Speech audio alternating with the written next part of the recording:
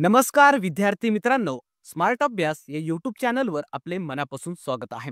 आणि आज मित्रांनो, या लेक्चरच्या माध्यमातून आपण जानेवारी ते ऑगस्ट या 8 महिन्यांच्या कालावधीमध्ये ज्या काही महत्त्वाच्या अशा नियुक्त्या झालेल्या आहेत आणि ज्या आपल्या परीक्षेच्या दृष्टीने अत्यंत महत्त्वाच्या आहेत, अशा नियुक्त्यांचा अभ्यास आपल्याला करायचा आहे. तत्पूर्वी आपण जर चॅनलवर नवीन असाल तर चॅनलला सबस्क्राईब करून घ्यायचं आहे. तसेच व्हिडिओ आवडला तर व्हिडिओला लाईक करायचा आहे आणि हा व्हिडिओ आपल्या मित्रांना नक्की शेअर करा, जेणेकरून याचा फायदा आपल्या मित्रांना सुद्धा होणार आहे. चला मग वेळ न घालवता आपण लेक्चरला सुरुवात करणार आहोत मित्रांनो. त्या अगोदर मित्रांनो, तुम्हाला एक सूचना असणार आहे. हे जे काही आपलं लेक्चर असणार आहे याच्या फ्री पीडीएफ नोट्स सुद्धा तुम्हाला दिल्या जाणार आहेत. तर लेक्चर अगोदर आपण पूर्ण करायचं आहे. मग पुढे आपण लेक्चरमध्ये तुम्हाला पीडीएफ लेक्चरच्या नोट्स ज्या काही आहेत त्या कुठे मिळणार आहेत ते सांगितलं जाणार आहे. चला मग सुरुवात करूया. पहिला आणि अत्यंत महत्त्वाचा असा प्रश्न असणार आहे, की महाराष्ट्र राज्याचे राज्य मुख्य सचिव म्हणून कोणाची नियुक्ती करण्यात आलेली आहे? ऑप्शन्स या ठिकाणी देण्यात आले आहेत. याचं योग्य उत्तर असेल ऑप्शन नंबर ए, राजेश कुमार मीना हे महाराष्ट्र राज्याचे नवीन राज्य मुख्य सचिव बनलेले आहेत. हा प्रश्न महत्त्वाचा आहे मित्रांनो, कारण राज्य मुख्य सचिवांवर बऱ्याचशा परीक्षांमध्ये प्रश्न हे विचारले जात असतात. तर आपल्याला यांच्याविषयी काही पॉइंट्स लक्षात ठेवायचे आहेत. तर नवीन राज्य मुख्य सचिव बनले आहेत राजेश कुमार मीना. यापूर्वीचे मुख्य सचिव होते सुजाता सौनिक, ज्या की महाराष्ट्राच्या पहिल्या महिला मुख्य सचिव होत्या आणि आता नवीन बनलेले आहेत राजेश कुमार मीना. हे नाव आपल्याला लक्षात ठेवायचं आहे. तसेच हे जे राजेश कुमार मीना आहे त्यांच्याविषयी लक्षात ठेवा, हे 1988च्या बॅचचे IAS अधिकारी आहेत. या अगोदर ते महसूल विभागामध्ये अतिरिक्त आयुक्त म्हणून सुद्धा त्यांनी काम केलेलं आहे. त्यानंतर पुढचा प्रश्न असणार आहे, तर महाराष्ट्राच्या वित्त आयोगाचे नवीन अध्यक्ष कोण बनलेले आहेत? हा सुद्धा एक महत्त्वाची अशी नियुक्ती आहे वित्त आयोगासंदर्भामधली. तर ऑप्शन्स या ठिकाणी आपण दिले आहेत. याचं योग्य उत्तर असणार आहे ऑप्शन नंबर सी, नितीन करीर हे महाराष्ट्र राज्याचं जे 6व्या क्रमांकाचं वित्त आयोग आहे त्याचे ते आता नवीन अध्यक्ष बनलेले आहेत. कारण मित्रांनो, या अगोदरचे जे वित्त आयोगाचे अध्यक्ष होते मुकेश खुल्लर, यांचं पदावर असतानाच अचानक निधन झाल्यामुळे आता नवीन जे काही आयुक्त असणार आहेत वित्त आयोगाचे अध्यक्ष, ते आता नितीन करीर हे बनणार आहेत किंवा बनलेले आहेत. हे आपण लक्षात ठेवायचं आहे. त्यासोबतच जे राज्य वित्त आयोग आहे त्याचा संदर्भ आपल्याला लक्षात ठेवायचा आहे. यासाठीच राज्यघटनेमध्ये कलम आहे 243I. याचं कार्य काय असतं, तर राज्यातील स्थानिक स्वराज्य संस्थांच्या आर्थिक स्थितीचा आढावा घेणे व राज्य महसुलाची विभागणी याविषयी सरकारला शिफारसी करणे. हे अतिशय महत्त्वाचं कार्य हे या वित्त आयोगाचं असतं. हे कार्य आपण लक्षात ठेवायचं आहे. त्यानंतर पुढचा प्रश्न असेल, की मुंबई उच्च न्यायालयाच्या कोल्हापूर खंडपीठाचे पहिले न्यायाधीश कोण बनले आहेत? हा एक अत्यंत महत्त्वाचा प्रश्न मित्रांनो. हा स्टार करून ठेवा, कारण नुकतंच मुंबई उच्च न्यायालयाचं नवीन खंडपीठ कोल्हापूर या ठिकाणी बनलेलं आहे. त्या संदर्भामधला हा प्रश्न आहे. तर ऑप्शन्स या ठिकाणी आपण दिले आहेत. याचं योग्य उत्तर असणार आहे ऑप्शन नंबर ए, न्यायमूर्ती शिवकुमार डिगे हे जे काही कोल्हापूर खंडपीठ आहे मुंबई उच्च न्यायालयाचं, त्याचे ते पहिले न्यायाधीश बनलेले आहेत मित्रांनो. म्हणून हा प्रश्न महत्त्वाचा होतो. हा स्टार करून ठेवायचा आहे. येणाऱ्या परीक्षांमध्ये यावर आपल्याला प्रश्न हे विचारले जाणार आहेत. तसेच आपल्याला जे काही मुंबई उच्च न्यायालय आहे त्याचे खंडपीठ कोणकोणते आहेत ते आपल्याला लक्षात ठेवणं गरजेचं आहे. मुंबई उच्च न्यायालयाचे एकूण 4 खंडपीठ आहेत. पहिलं आहे छत्रपती संभाजीनगर या ठिकाणी, दुसरं आहे पणजी, तिसरं आहे नागपूर या ठिकाणी आणि आत्ताच नुकतं कोल्हापूर हे 4थं खंडपीठ बनलेलं आहे. हे आपण लक्षात ठेवणं गरजेचं आहे. त्यानंतरचा प्रश्न असेल, रॉचे नवीन प्रमुख कोण बनले आहेत? ऑप्शन्स या ठिकाणी देण्यात आले आहेत. याचं योग्य उत्तर असेल ऑप्शन नंबर सी, पराग जैन हे रॉ अर्थात रिसर्च अँड अनालिसिस विंग जी भारताची गुप्तचर संस्था आहे त्याचे ते प्रमुख बनलेले आहेत. हे आपल्याला लक्षात ठेवायचं आहे. आणि हे जे काही पराग जैन आहेत मित्रांनो, त्यांना सुपर स्पाय म्हणून सुद्धा ओळखलं जातं. तसेच त्यांनी ऑपरेशन सिंदूर जे नुकतंच भारतानं केलेलं होतं पाकिस्तानवर, तर त्यामध्ये सुद्धा यांची महत्त्वाची अशी भूमिका राहिलेली आहे. हे सुद्धा आपण लक्षात ठेवायचं आहे. त्यानंतरचा प्रश्न असेल, की नुकतेच ICCचे नवीन अध्यक्ष कोण बनले आहेत? ऑप्शन्स या ठिकाणी देण्यात आले आहेत. याचं योग्य उत्तर असेल ऑप्शन नंबर बी, जय शाह हे नुकतंच ICC अर्थात इंटरनॅशनल क्रिकेट काउन्सिलचे नवीन अध्यक्ष बनलेले आहेत. आणि हे मित्रांनो आतापर्यंतचे सर्वात तरुण अध्यक्ष ठरलेले आहेत. अवघ्या 36व्या वर्षी हे या पदावर नियुक्त झालेले आहेत किंवा अध्यक्ष बनलेले आहेत. या अगोदर ते भारतीय क्रिकेट जे बोर्ड आहे BCCI त्याचे ते अध्यक्ष होते मित्रांनो. आणि आता त्यांची जी काही नियुक्ती ही अध्यक्ष म्हणून ICC वर झालेली आहे. या अगोदर ICCचे अध्यक्ष बनणारे 4 व्यक्ती होते. आता हे 5वे बनलेले आहेत. अगोदरचे 4 व्यक्ती कोण होते? शरद पवार, दुसरे होते जगन मोहन दालमिया, तिसरे N श्रीनिवासन, चौथे शशांक मनोहर. हे नावं सुद्धा आपण लक्षात ठेवायचे आहेत. त्यानंतरचा प्रश्न असणार आहे, नुकतेच मालदीव देशाची वैश्विक पर्यटन राजदूत म्हणून कोणत्या भारतीय व्यक्तीची नियुक्ती करण्यात आली?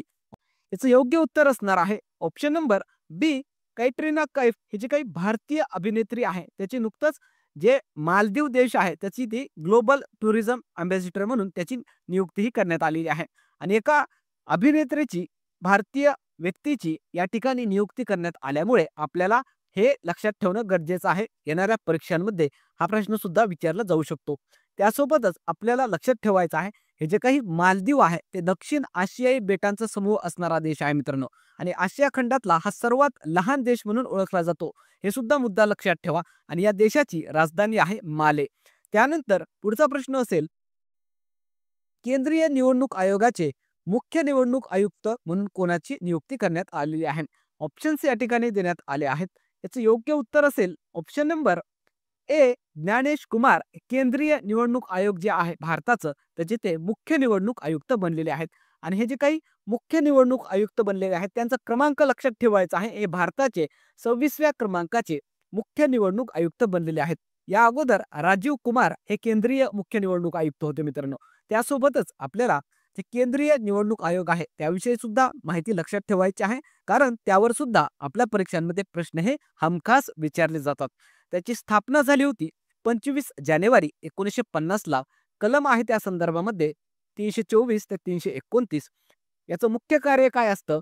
तर लोकसभा असेल, राज्यसभा असेल, राष्ट्रपती, उपराष्ट्रपती तसेच राज्यांमधील ज्या विधानसभा असतात त्यांच्या निवडणुका घेण्याचं मुख्य कार्य हे केंद्रीय निवडणूक आयोग हे करत असतं. हे आपल्याला लक्षात ठेवायचं आहे. तसेच पहिले केंद्रीय मुख्य निवडणूक आयुक्त कोण होते? हे प्रत्येक परीक्षांमध्ये आलेला प्रश्न आहे मित्रांनो. तर त्यांचं नाव लक्षात ठेवायचं आहे. सुकुमार सेठ हे भारताचे पहिले केंद्रीय मुख्य निवडणूक आयुक्त होते. त्यानंतर मित्रांनो पुढचा प्रश्न बघण्या अगोदर व्हिडिओ आवडला तर व्हिडिओला कृपया करून लाईक करा. तसेच चॅनलवर नवीन असाल तर चॅनलला सबस्क्राईब करून घ्या. तसेच त्यासोबतच मित्रांनो हा व्हिडिओ जास्तीत जास्त विद्यार्थी मित्रांना शेअर करा, जेणेकरून याचा फायदा आपल्या मित्रांना सुद्धा होईल. चला मग पुढचा प्रश्न आपण पाहणार आहोत. महाराष्ट्राचे राज्य निवडणूक आयुक्त कोण बनले आहेत? ऑप्शन्स या ठिकाणी देण्यात आले आहेत. याचं योग्य उत्तर असेल ऑप्शन नंबर बी, दिनेश वाघमारे हे महाराष्ट्र राज्याचे नवीन निवडणूक आयुक्त बनलेले आहेत. तर महाराष्ट्र राज्याचं जे काही राज्य निवडणूक आयोग आहे मित्रांनो त्याचे आयुक्त बनलेले आहेत दिनेश वाघमारे. हा सुद्धा प्रश्न आपल्यासाठी महत्त्वाचा आहे. आपल्या परीक्षांमध्ये राज्य निवडणूक जे काही आयुक्त असतात त्यांच्यावर सुद्धा प्रश्न हे विचारले जातात. या अगोदरचे निवडणूक आयुक्त कोण होते? त्यांचं नाव लक्षात ठेवायचं आहे UPS मदान. आणि आता नवीन झाले आहेत दिनेश वाघमारे. त्यासोबतच जे राज्य निवडणूक आयोग आहे त्याविषयी लक्षात ठेवा. स्थापना झालेली आहे 26 एप्रिल 1994 ला. याचं मुख्य कार्य आहे राज्यातील ज्या स्थानिक स्वराज्य संस्था आहेत त्याच्या निवडणुका पार पाडणे. आणि या राज्य निवडणूक आयोगाचे पहिले निवडणूक आयुक्त होते देना चौधरी मित्रांनो. हे आपल्याला लक्षात ठेवणं गरजेचं आहे. त्यानंतर पुढचा प्रश्न असेल, इस्रोचे नवीन अध्यक्ष कोण बनले आहेत? ऑप्शन्स या ठिकाणी देण्यात आले आहेत. याचे योग्य उत्तर असेल option number D, V Narayanan. हे इस्रो अर्थात इंडियन स्पेस रिसर्च ऑर्गनायझेशनचे नवीन अध्यक्ष बनलेले आहेत. आणि यांचा क्रमांक लक्षात ठेवायचा आहे. हे इस्रोचे 11व्या क्रमांकाचे अध्यक्ष बनलेले आहेत मित्रांनो. या अगोदर अध्यक्ष होते S सोमनाथ. त्यासोबतच हे जे काही इस्रो आहे त्याविषयी काही पॉइंट्स लक्षात ठेवा. याची स्थापना झाली होती 15 ऑगस्ट 1969 साली. याचे संस्थापक आहेत विक्रम साराभाई. याचं मुख्यालय आहे बेंगलोर या ठिकाणी. आणि याचे पहिले अध्यक्ष सुद्धा विक्रम साराभाई हे होते. हे काही महत्त्वाचे मुद्दे आहेत इस्रो या संघटनेविषयी. यावर येणाऱ्या परीक्षांमध्ये प्रश्न हे आपल्याला दिसून येणार आहेत. त्यानंतर पुढचा प्रश्न असेल, भारताच्या सर्वोच्च न्यायालयाचे नवीन सरन्यायाधीश कोण बनले आहेत? ऑप्शन्स या ठिकाणी देण्यात आले आहेत. याचं योग्य उत्तर असेल option number C, Bhushan Gavai. हे नुकतंच भारताचं जे सर्वोच्च न्यायालय आहे त्याचे ते नवीन सरन्यायाधीश बनलेले आहेत. आणि एका महाराष्ट्रीयन व्यक्तीची भारताच्या सर्वोच्च न्यायालयाचे सरन्यायाधीश म्हणून जर नियुक्ती होत असेल मित्रांनो, तर ही आपल्यासाठी खूप महत्त्वाची बाब बनते.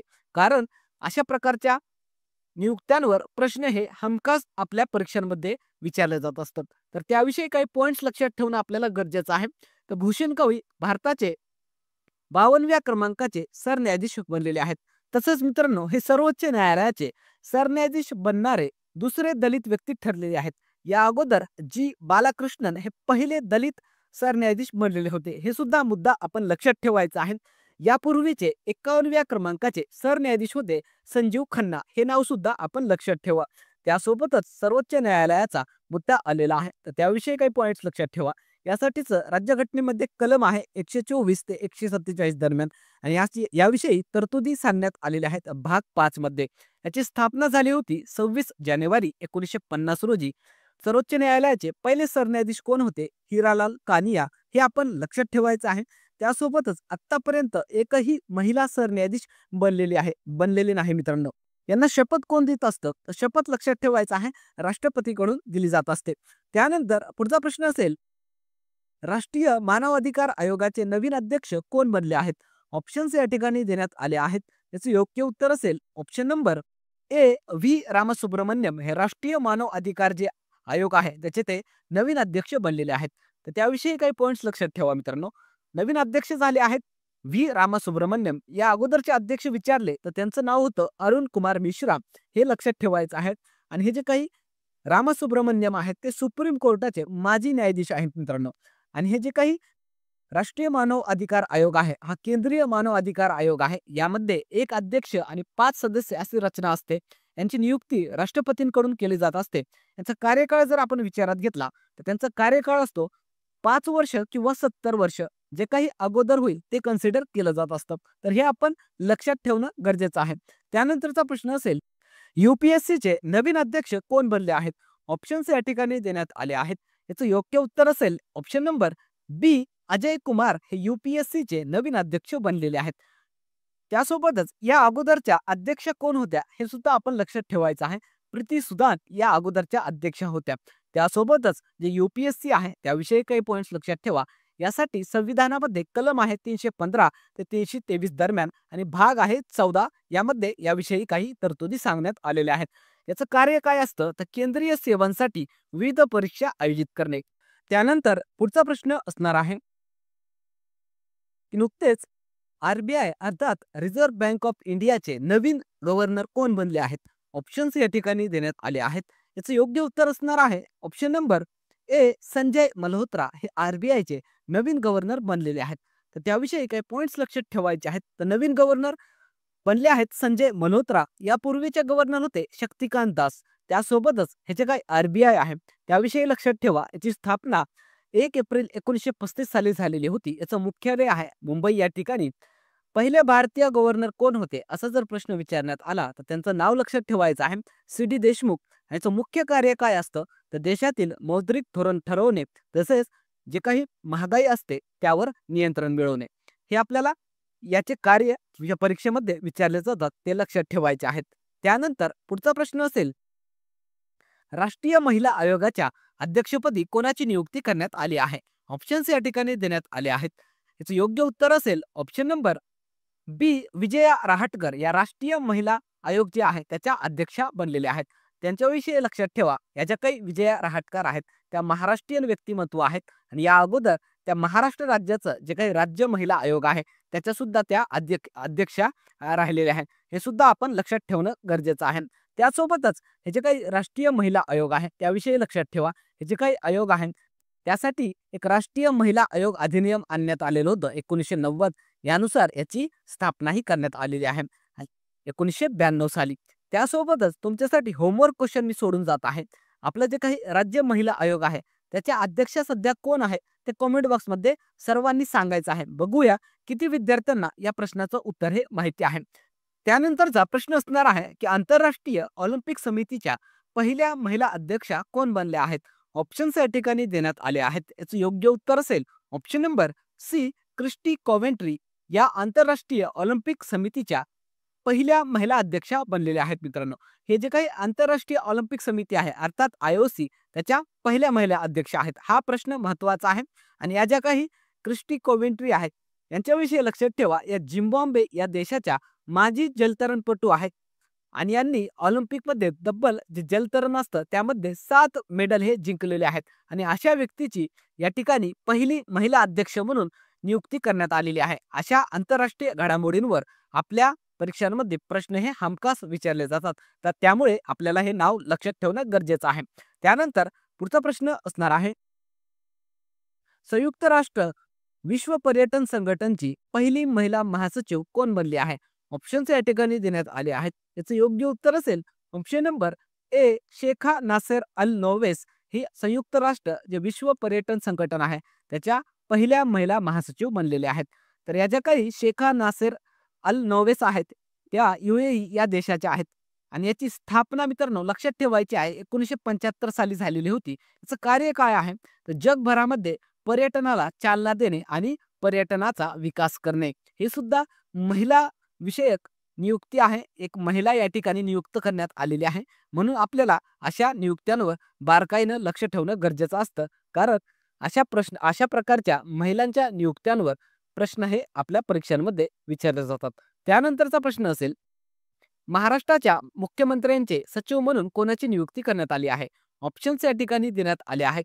याचं योग्य उत्तर असेल ऑप्शन नंबर सी, श्रीकर परदेशी हे महाराष्ट्र राज्याचे जे मुख्यमंत्री आहेत फडणवीस यांचे सचिव ते बनलेले आहेत. यांच्याविषयी लक्षात ठेवा, हे ज्येष्ठ सनदी अधिकारी आहेत. 2001च्या बॅचचे IAS अधिकारी आहेत आणि यांना पंतप्रधान कार्यालयामध्ये कामाचा अनुभव सुद्धा राहिलेला आहे. त्यानंतर पुढचा प्रश्न असेल, भारतीय ॲथलेटिक महासंघाचे अध्यक्ष कोण बनले आहेत? ऑप्शन्स या ठिकाणी देण्यात आले आहेत. याचं योग्य उत्तर असेल ऑप्शन नंबर बी, बहादूर सिंग सागू हे भारतीय ॲथलेटिक जे महासंघ आहे त्याचे ते अध्यक्ष बनलेले आहेत. आणि यांनी 2002 साली आशियाई खेळ जे झालेले होते मित्रांनो त्यामध्ये गोळाफेक जे खेळ प्रकार असतो त्यामध्ये गोल्ड मेडल सुद्धा जिंकलेला आहे. आणि अशा व्यक्तीची या ठिकाणी जे काही अध्यक्ष म्हणून नियुक्ती करण्यात आलेली आहे हे आपण लक्षात ठेवायचं आहे. त्यानंतर पुढचा प्रश्न असणार आहे की भारताचे नियंत्रक व महालेखा परीक्षक अर्थात कॅग कोण बनले आहेत? ऑप्शन्स या ठिकाणी देण्यात आले आहेत.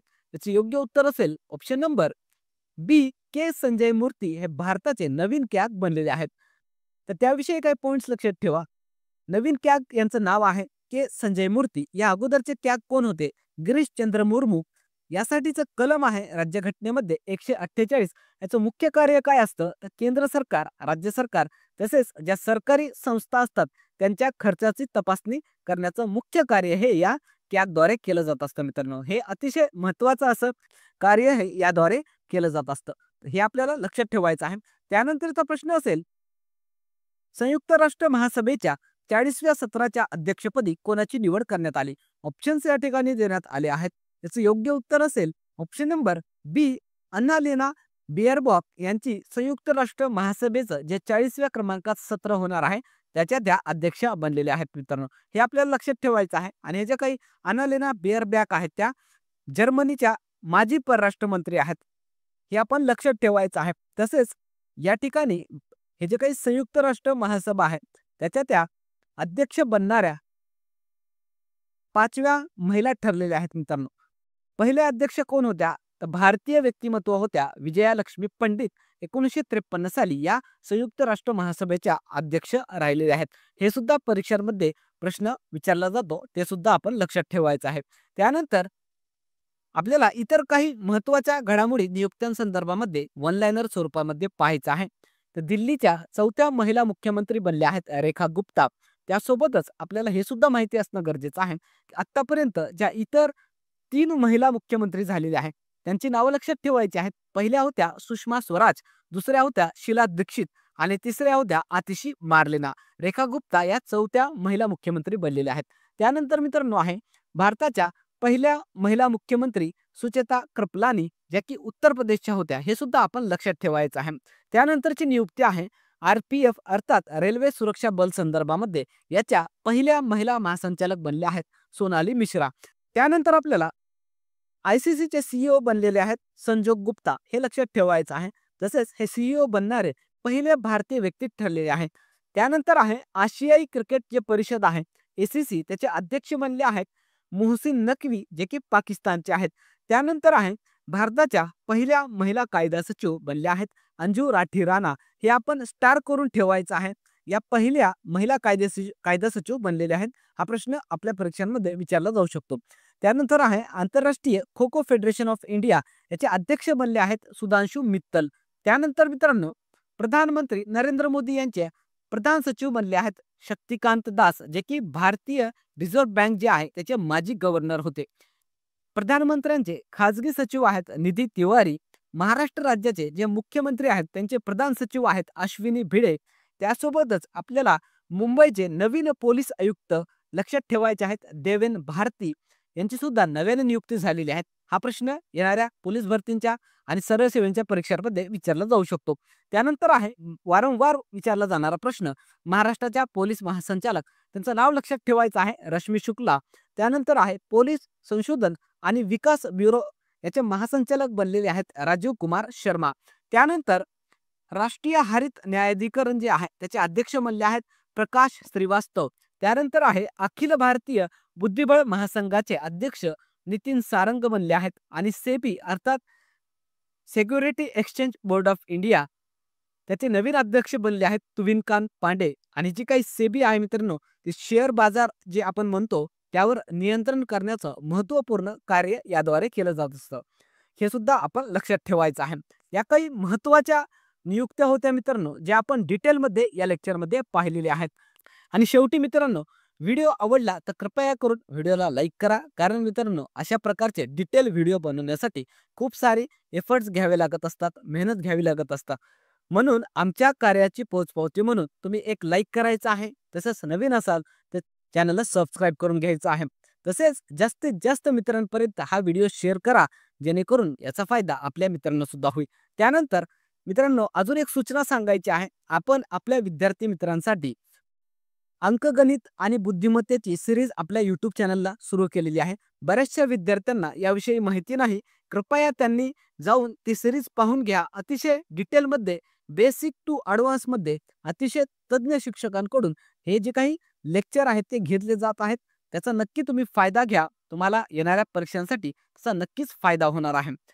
त्यानंतर मित्रांनो हे जे काही आपलं लेक्चर झालेलं आहे चालू घडामोडीचं याच्या ज्या काही मोफत PDF नोट्स पाहिजे असतील तर आपलं टेलिग्राम चॅनल आहे स्मार्ट अभ्यास 555. त्या ठिकाणी जाऊन तुम्ही त्या डाउनलोड करून तुमच्याजवळ ठेवू शकता रिव्हिजनसाठी. त्यासोबतच आपलं व्हॉट्सअप चॅनल सुद्धा आहे स्मार्ट अभ्यास या नावाने. त्याला सुद्धा जॉईन करून घ्या. त्या ठिकाणी सुद्धा आपण मोफत विद्यार्थ्यांसाठी स्टडी मटेरियल तसेच नोट्स वगैरे त्या ठिकाणी टाकत असतो. थांबूया मग पुन्हा भेटूया एका नवीन व्हिडिओसह. तोपर्यंत धन्यवाद.